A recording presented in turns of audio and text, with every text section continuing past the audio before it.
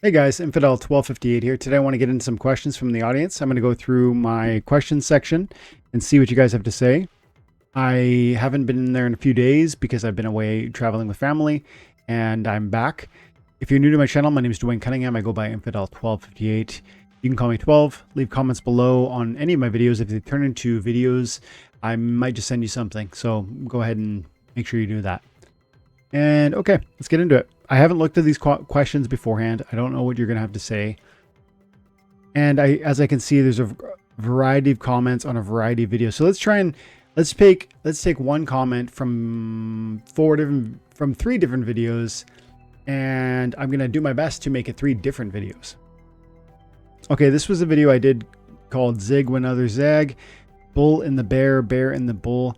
And I was speaking about a sentiment or mentality of like preparing your mind for when we enter the bull market, recognizing that they always end.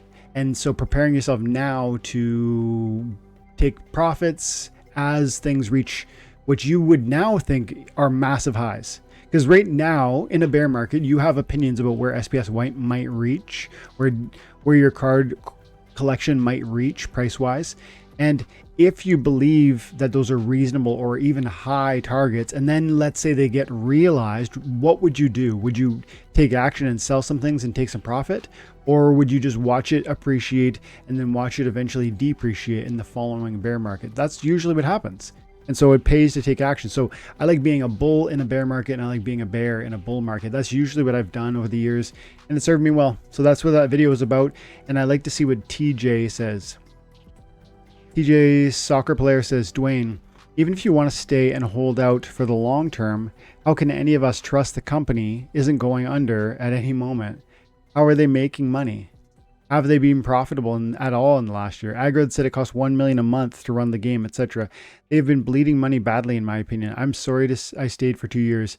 Tried to hang on. You've been saying the same message for a while, but the blockchain gaming space has fundamentally changed. Too many are skeptical. Too many are scams. Maybe you're sitting on profits from years ago, but for those that came in later during the bull market and are down, they're down now. Yet devoted hours a day to this game. It's been rough sledding. Sorry, but it's time to take at least some money off the table. Not trying to be negative, just exhausted. Okay, this is a great place to start. Bearish. A lot of the things I've said recently, very bullish. That's where I'm at. That's what this video says. I'm very bullish right now because prices are down. TJ, in my opinion, is projecting the sentiment that is typical and expected in a bear market. People talk about it's never going to change. People talk about it's different this time in the context of it's going to zero, or it's like falling apart, or I was wrong about these investments, or you know, I should just sell now. That is so typical of the bottom of bear markets. Now, I can't say that this is the bottom. I can't say that everything's going to be up from here. I do like what I've seen recently, and TJ's going to feel like this is just more, hopium. But if you look at what SPS did, it was down at 1.4 cents. It's now at 2.2 cents. If you look at what DEC was, it was like 650 splintoshis. It's around 810 splintoshis now. If you look at card collections, they were down about 30% lower than they are now about 2 months ago. And the data has been tracked, at least on my Twitter, if you want to check me out there, time and attention. So there have been significant indicators to say that we have bottomed and we're climbing out of that. Now, it's possible that is just a little leg up and we're going to trickle down further. And TJ seems to think so. My view would be this is promising. My view would be that this game, I believed in this game before the last bull market. I believed in this game during the last bull market. I believe in the game during this bear market.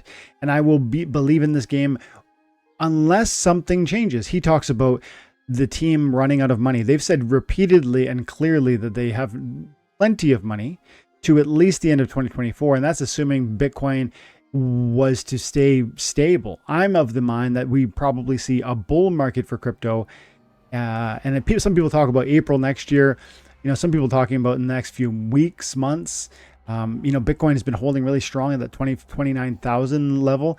I'm no technical analyst. I don't even want to convince TJ that things are about to turn around. My point to TJ and to anyone who's listening is that it's interesting that during a bull market, people like TJ, no offense, bud, wanted to buy in.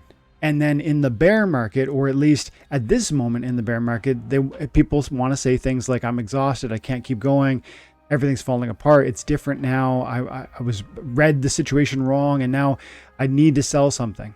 Okay, maybe that's wise, and maybe it's a terrible decision. That's for you to decide. But for me, I don't make decisions within the moment. I don't look at this claim, I don't look at this game in the context of where are we in August 2023. I look at where was this game 2 years ago? Where is it now? Where are they aiming, and how likely or plausible is it that they'll get there? So I'm looking from like what I think is fair to say, like a 30,000 foot perspective.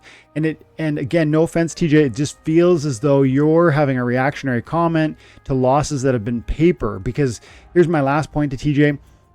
The losses you're talking about, you say you have been bleeding money badly. Actually, you're talking about the company in that context.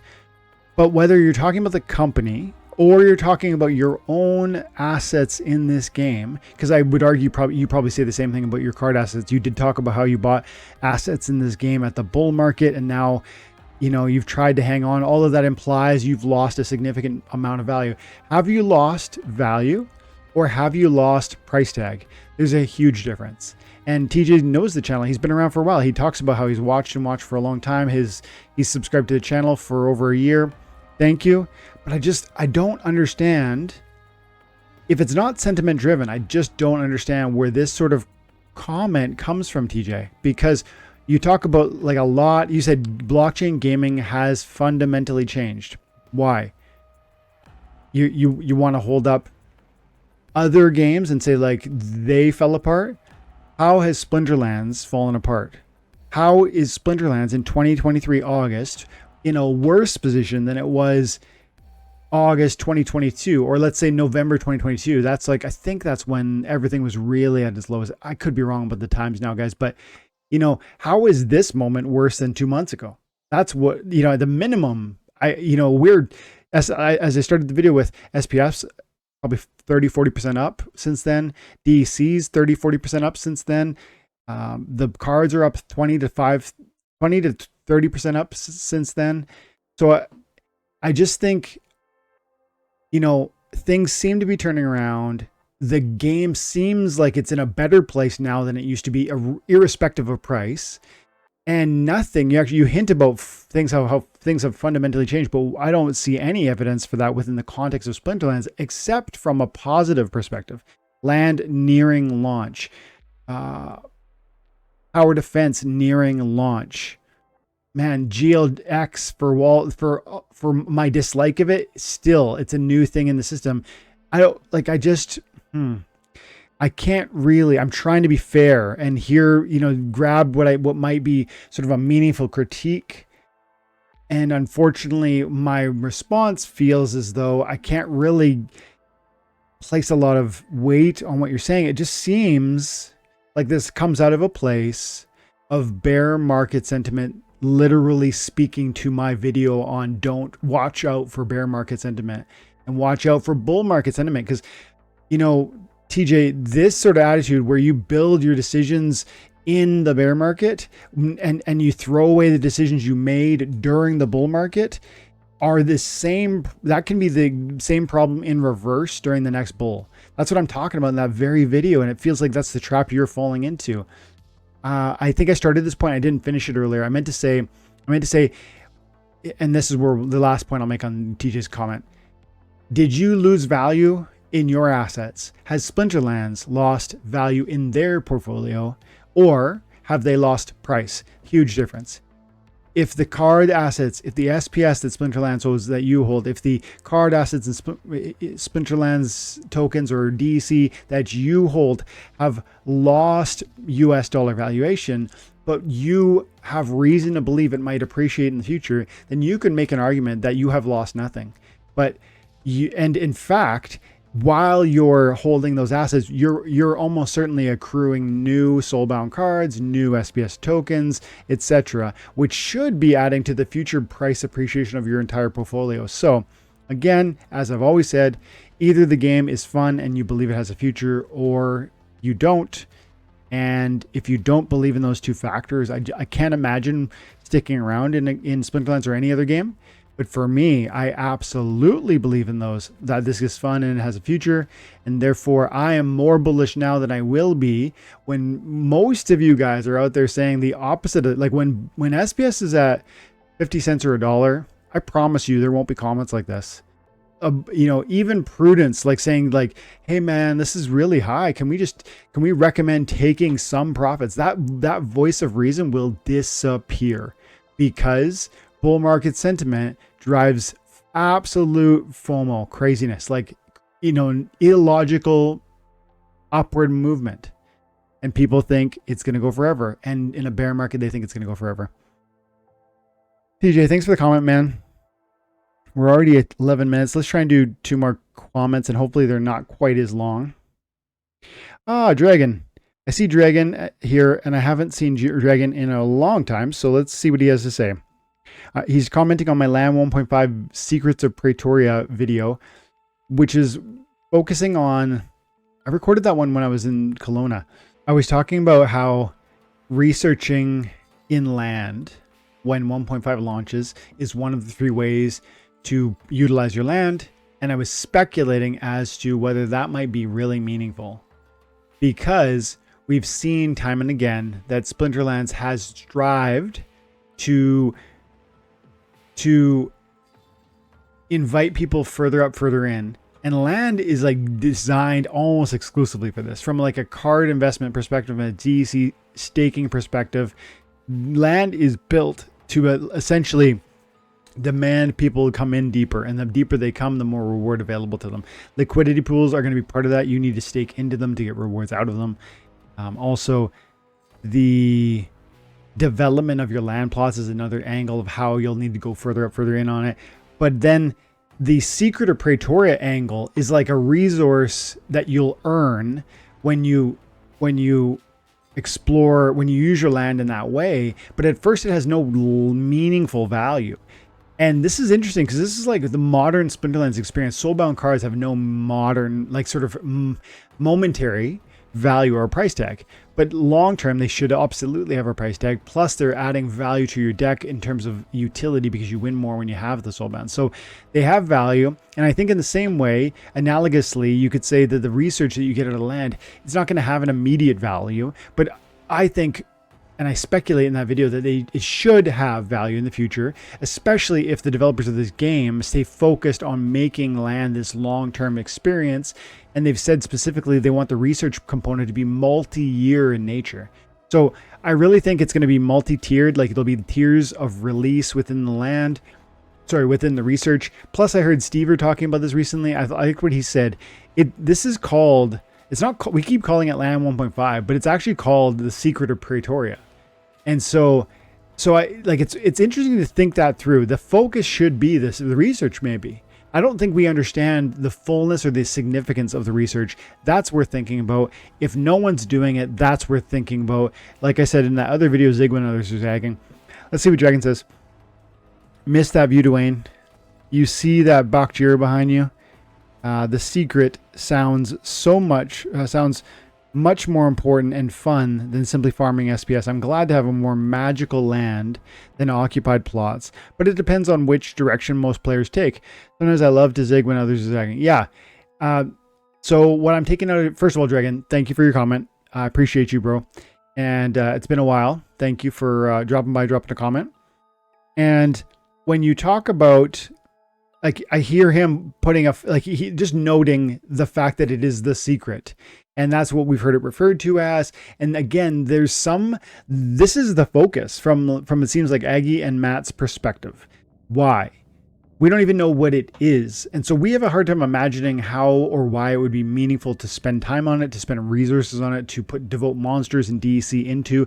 And we have to deny the SPS opportunities in order to chase after the magic the land research perspective or possibilities. So we think, oh, I'm throwing away money to chase after something that's meaningless.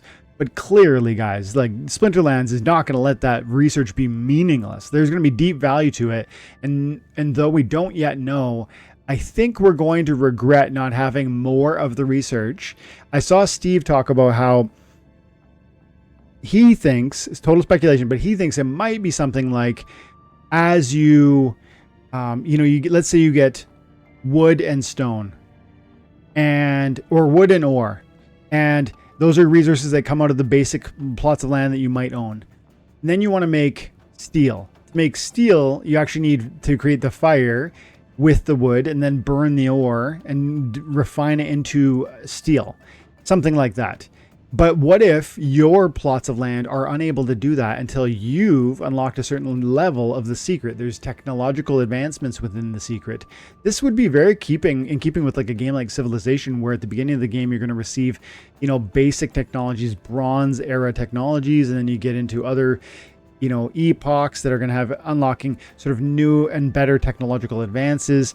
And that, I think Splinterlands is probably going to aim something like that in that sort of direction, which leads me back to my original video. I still think, I don't know how much I'm going to be researching researching the secret.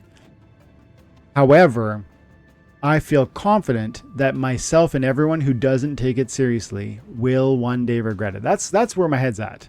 I don't know that means I'm going to do it. I'm just saying,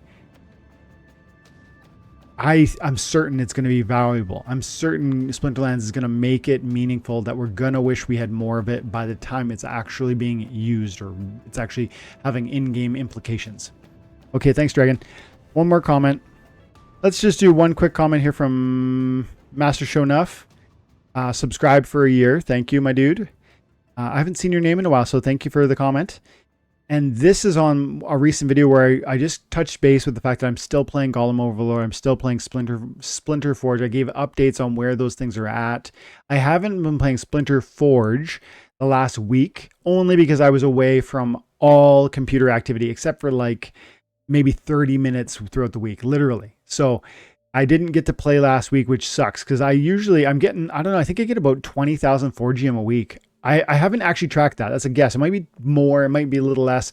I need to just start journaling in that, because really, as I think I just glimpsed the comment, there's value here. There's earning potential here.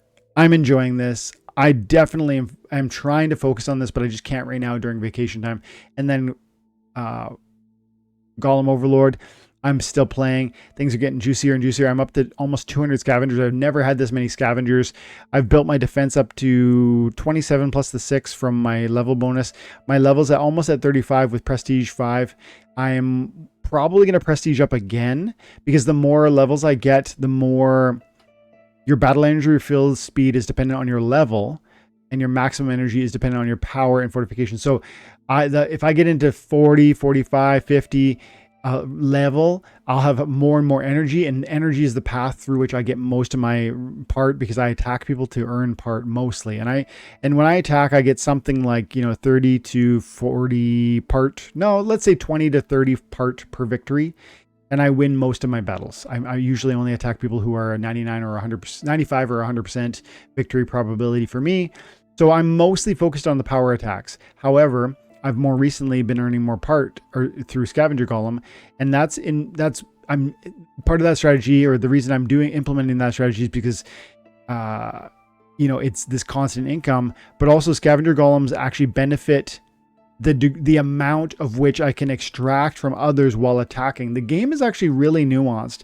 People who don't look closely at Golem Overlord have been critical, and they say things like it's not a game. There's no sort of game component to it. I totally disagree. This is an economy management game. And as I just alluded to, I want to upgrade the interconnected nature, and the balancing between different desires is tricky. I want to upgrade my prestige so I get more energy. Getting more energy allows me to attack more and win more part through battles. But then if I want more part out of those battles, I have to have higher faith. And I also have to have higher scavenger golems, because the scavenger golems allow me to extract more out of the opponents I'm attacking. It doesn't say that here, but if you go over to the battle screen and you just look up one of my opponents that I would usually run against. So 35, quickly search. And if I go over here, I organize by claimable stash to see who's got the most. And then look at this guy. If I click on him, and you look at this, actually that's not indicative. Let me look at, boop, boop. I think it's not red because there's not really a problem. Let me show you one that's red if I can.